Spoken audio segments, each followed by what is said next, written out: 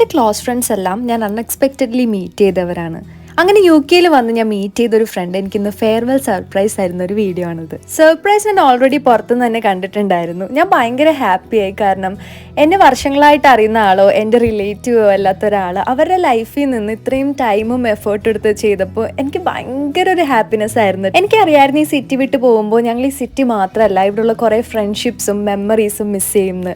ശരിക്കും ഞങ്ങൾക്ക് ഏറ്റവും ക്ലോസ് ആയിട്ടുണ്ടായിരുന്ന ഒരു കപ്പിളാണ് ഇവർ. ഒരുപാട് നടന്ന ട്രിപ്പുകളും നടക്കാത്ത ട്രിപ്പിൻ്റെ പ്ലാനുകളും ഷോപ്പിങ്ങും സൊറ പറച്ചിലും വീക്ക്ലി ഞങ്ങൾ കൂടുതലുണ്ടായിരുന്നു കേട്ടോ. അങ്ങനെ ഒരുപാട് മെമ്മറീസ് ഞങ്ങൾ ഇവരുടെ കൂടെ ക്രിയേറ്റ് ചെയ്തിട്ടുണ്ടായിരുന്നു. ഇത് ഇവൾ എക്സ്പ്ലെയിൻ ചെയ്യാണ്. എൻ്റെ വീട്ടിലുള്ള എല്ലാവർക്കും അറിയായിരുന്നു എന്ന്. ഇവൾ കുറേ പ്ലാൻ ചെയ്തിട്ടുണ്ടായിരുന്നു കേട്ടോ. അതായത് ഒരു വീഡിയോ മെമ്മറി പോലെ പ്രൊജക്ടറിൽ പ്ലേ ചെയ്യാൻ വേണ്ടിയിട്ട്. ബട്ട് അതിൻ്റെ റിമോട്ട് എടുക്കാൻ അനു മറന്നുപോയായിരുന്നു.